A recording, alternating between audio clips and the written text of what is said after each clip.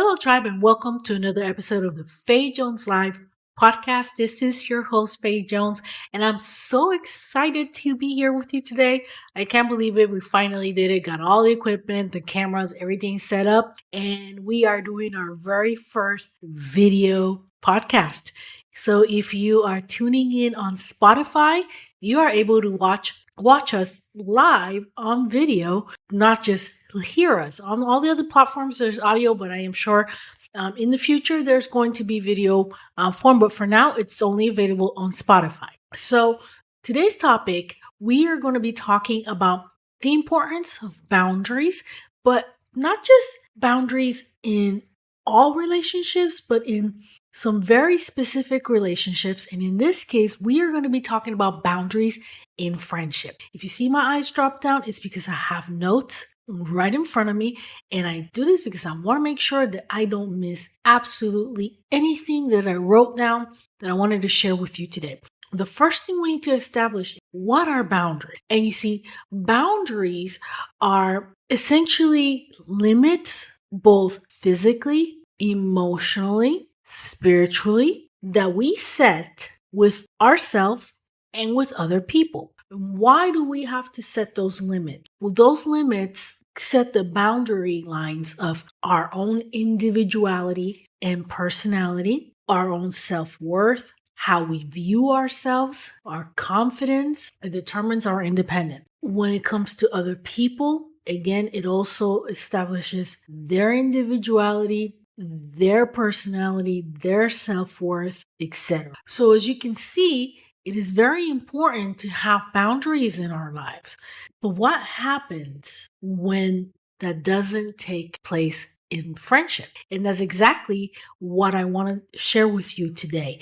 So the first thing that I want to do here is I want to begin by defining, we've already defined those boundaries and what it look like. And it also helps us separate our needs, our wants, our feelings, our thoughts from that of others. So as you can imagine, it's very important to have boundaries because there's no two people, no matter how much they love each other, how much they care about each other, that have the exact same thoughts, the exact same feelings, the exact same views on everything. And that is part of the reason why we humans tend to clash one with the other, because of those exact differences. But what if I told you that that didn't have to be the case?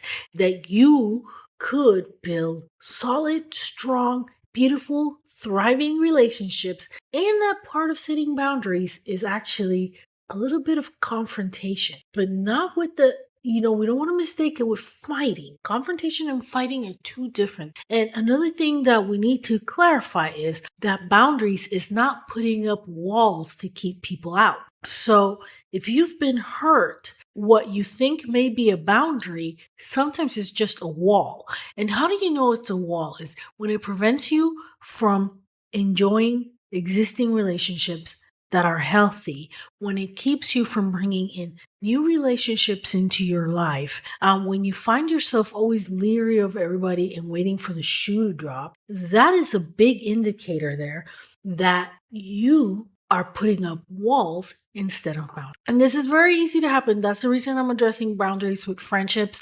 because I don't know about you, but I have been burnt by friends before, or people that I thought. And it's very easy when that happens to cocoon ourselves and to not let anybody in because we're not going to go through this situation ever again or anything. And so what I want you to do is I want you to tear down the walls, set some healthy boundaries, not only so that you can learn how to relate with the people already in your life, but so that you don't attract those dysfunctional people that tend to create wounds and issues in our lives. It is also important to learn these boundaries because it teaches us how we need to be relating with other people so that we don't become the toxic one in somebody else's. And yes, I said that because it is a two-way street. We focus so much on us being the ones that are, that are not being hurt, that we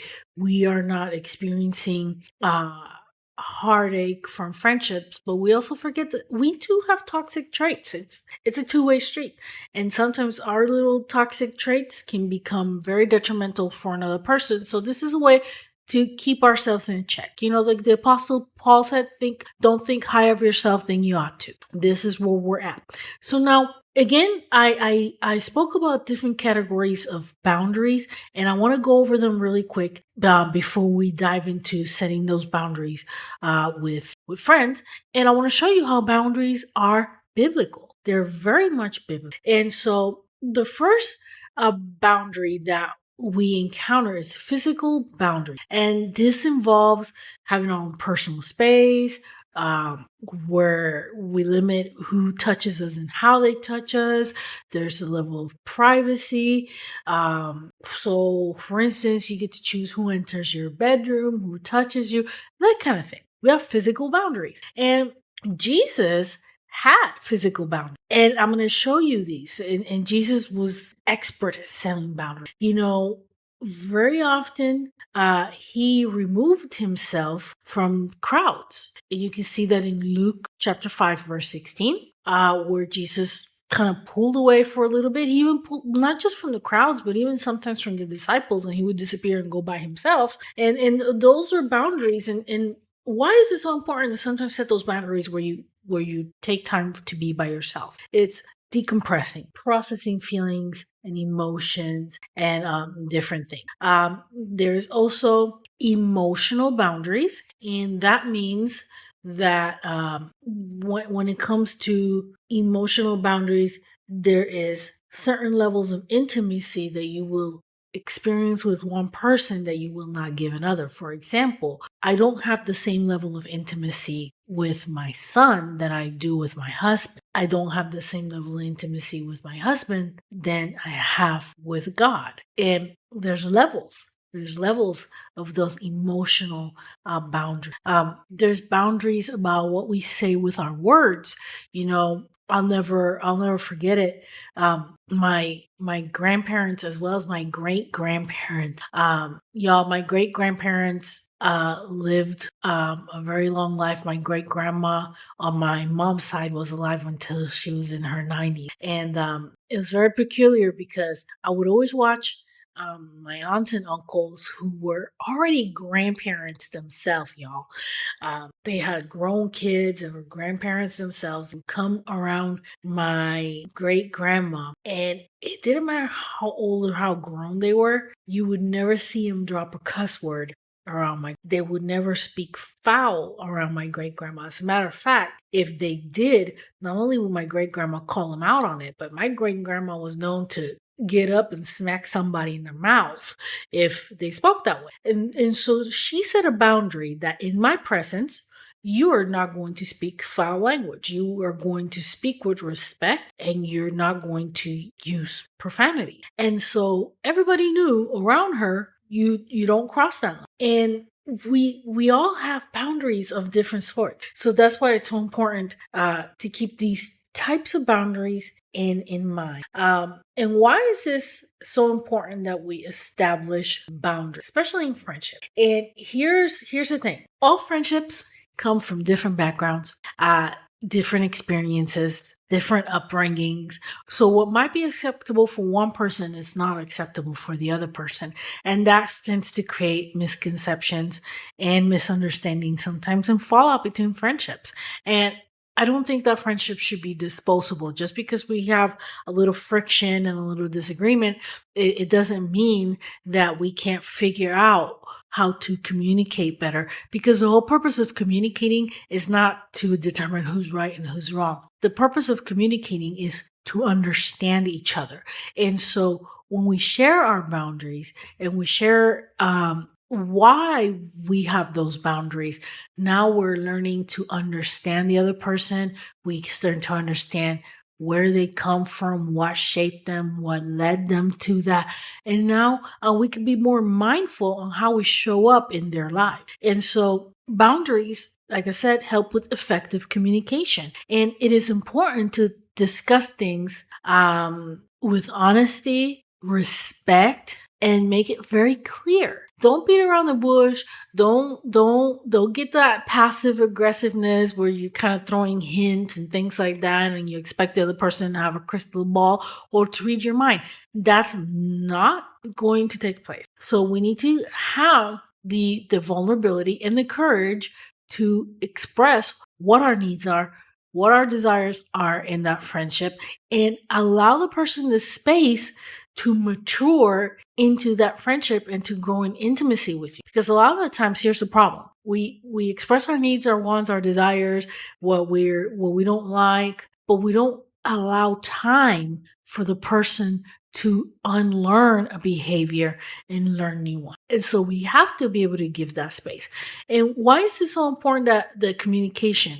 Well, Ephesians 4:15 talks about that, where it says, speak the truth in love. Speak the truth in love. And what happens when we speak the truth in love? Ephesians, it says that we will grow to become, in every respect, the mature body of Him who is head, that is Jesus Christ. So speaking the truth in love, it doesn't mean paint it all rose color. It doesn't mean omit things. It means you're mindful how you say things, and you're not doing things from a place of bitterness or anger or wanting to get back at the other person. All of those things are completely gone from your system. Now, here's another thing that establishes really good boundaries. And this goes for anything, but for today's sake, we're talking about friendships, and it's consistency. You have to be able to remain consistent in upholding those boundaries. So, for instance, if you have a friend who loves to participate in gossip and who wants to come to you and bring you gossip, and you're like, look, I don't jiggy with that. I don't do gossip, so don't come to me with that. Well, okay, I'm sorry. And then next week they come again and they're like, oh girl, let me tell you what happened with so and so. You'd be like, stop, listen, I don't do gossip. So this is not the place for you to talk about that person. Now I want to know about your life. How are you doing? How's work going? How's school? How's the family? How are the kids? How are you emotionally? How are you mentally? Is there anything I can pray for you about? But don't come telling me about others. And that's important. Another example of good boundaries could be that, maybe you don't, with certain friends, you don't want to discuss your personal finances, not because you have anything to hide or be ashamed for. It's just maybe that's just that person's not at the level that where you're at, and they wouldn't understand some of the decisions you're making, and that could cause for conflict in the relationship as a result. So you may choose to be like, look, I'm just not going to talk about those moves with you, and those, that's okay to have those kind of boundaries. I have different friends, and with all my friends I talk about different things. Not all my friends are privy to the same information, because I understand to what level I can trust each individual and to what level of maturity they have, so I know what topics they can handle and what topics they cannot handle. And so when I choose which friends I'm going to share what with, is not coming out of a place of pride or me feeling like I'm better than any of them. It is simply coming from a place where I'm deciding that I want to set them up to win, and that what I would love to share with them, but they're not ready to hear for whatever reasons, it would be a stumbling block for them. And rather than putting them in a place that could tempt them to sin, it's just best to reserve it and share it with only those that you know that possess the ability to handle what it is that you want. Navigating boundaries and challenges. Now let's talk about that, because one of the things that happens in boundaries, and we're going to talk about this more in depth when we address boundaries with families, which will be the next podcast. But and boundaries with friends, sometimes you're gonna find opposition. You're gonna get a little resistance, because let's face it, we're creatures of habit. We don't like the idea of having to change for anyone or anything. And so when boundaries are established, that friend may feel upset, and they may think you're trying to reject them. And this is where one of the ways to help that friend feel at ease that you're not trying to dump them as a friend is to reassure them like, hey man, I love you and I want our friendship to work. This is exactly why we need to have this boundary. That boundary gives them the freedom to know how far they can go. Think about it kind of like our kids. And, maybe nowadays it doesn't happen very much, but back in my days, we could leave the house at a certain time and we had to come back before the sun went down. And as a little kid, I remember we would go out and ride our bikes after school, and all the neighborhood kids would be out. We'd all be out riding our bikes. And in my grandparents' neighborhood, that was just a thing. And here was the boundary. You don't get to go past so and so's house, and when the sun starts to come down before the street lights on, you better be back in here. And if you go past so and so's house, you're not going to get to ride your bike. So we knew. And different friends had different boundaries. Some people could go further than others. But long story short, we all could go to a certain level. And so we went to that certain level. The other neighbors went as far as they could go, etc. And so that was just how we did things. And it's the same thing with friendships, with people. You gotta let them know how far you can. So for instance, let's say you have a friend who loves to joke around and even comes up with nicknames for people. But let's say you don't really enjoy having nicknames or pet names, then you need to be clear with that person. Say, look, I know that you love to come up with nicknames for everybody and that you don't do it on harm, but I would appreciate it if you do not call me by any pet names or nicknames, because I really don't like that.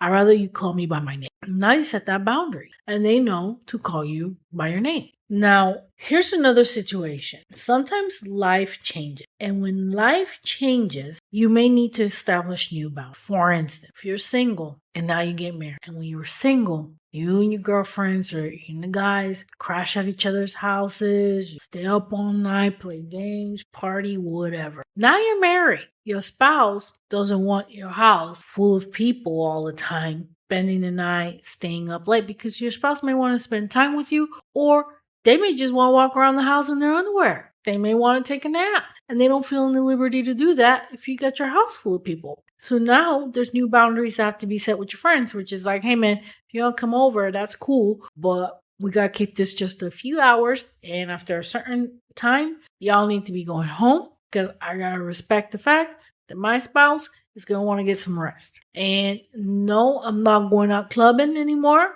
We're not going to do that thing no more. We're not going to go out and stay up late and do all those things. And you're going to be wondering, well, like, wow, yeah, when you have children, now all of a sudden there's boundaries, because when they're babies, when you didn't have children, you can get up and go at any time, day or night. But all of a sudden now when you have a child, especially in the infant stages, they got nap times. They get cranky at certain times. They need a routine. You need to put them to bed at a certain time. So that limits when you can go out and what places you can go. One scripture that I believe is vital to keep in mind is Ecclesiastes 3:1. There is a time for everything, a season for every activity under the heaven. There's a time and place for everything. You must learn to identify the different seasons in your life. And sometimes with those changes of seasons, there are certain boundaries that need to be established. Like for instance, I've made it public that I went back to college. And it wasn't something that I wanted to do. It was something that God commissioned me to do. And so that requires a new set of boundaries, a new schedule, because now I need to make sure that I am fulfilling my commitment to God in attending college. And it's not just attending, but actually studying, doing the work, passing the classes, getting a good grade. And that takes work, that takes effort. And so with that said, now that means that when I go to bed, when I wake up, how much time I spend on the phone talking to somebody, how many times I go out to socialize, all of those things are affected because I'm also building a ministry and building a business, and I have husband and children to take care of. I got chickens. I got a big garden that's like currently producing. So there's a lot of things going on in my life. So and my time is finite. It's limited. I have to sleep. I gotta get rest. So there's only so much that I could do. And that is the importance, really, of learning those boundaries.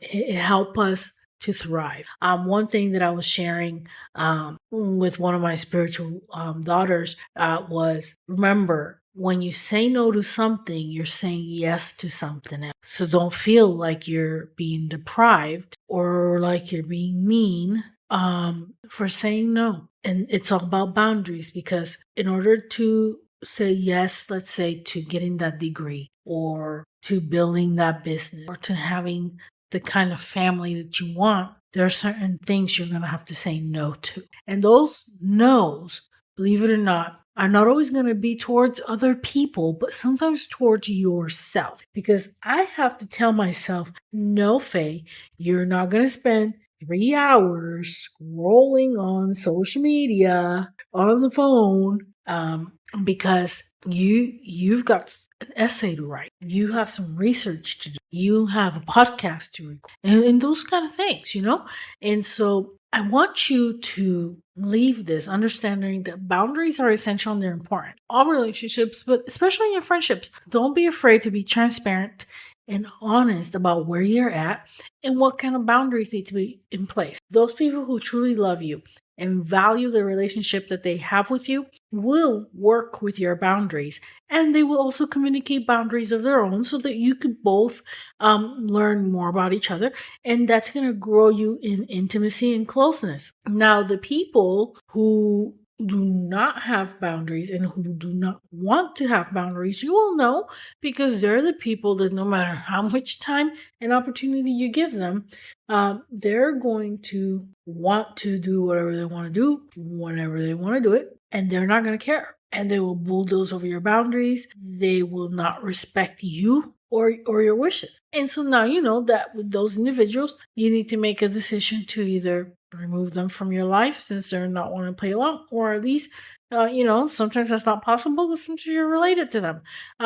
But you can limit the amount of time that you spend around them and what you share and do with them. So I hope this is giving you some good guidelines to what boundaries look like. This is not, a all-inclusive or comprehensive podcast on everything there is to know about boundaries, because there's just so much involved in boundaries. An amazing book that I think really digs deep into the topic of boundaries, and it is one that I reread. There's a whole series of them, actually, and I reread those often because it is important to have that refresher and to audit our interactions and our relationships. It is a book, and ironically, it's called Boundaries, and it is by Dr. Henry Cloud.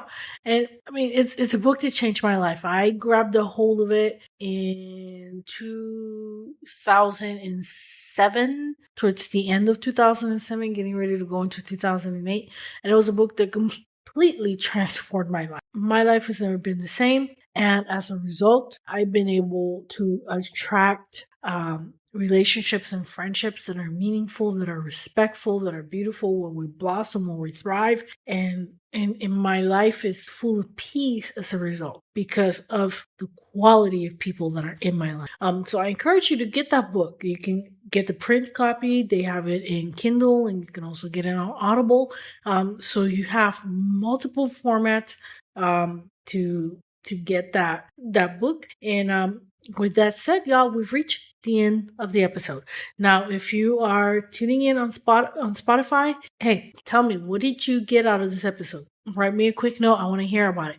If you're not on Spotify, you can still tell me about what you think of this episode. You can visit our website, fayejoneslive.com, and find this particular podcast on boundaries with friendships, which will be, let me see here, it is episode number 8. And you can go ahead and comment in my blog and let me know what you got out of it. Or if you see it on social media, feel free to also comment on the post for this particular podcast to let me know what you got. And again, once again, thank you for tuning in and welcome to the first live video recording of the Faye Jones Life. Till next time, have a great day.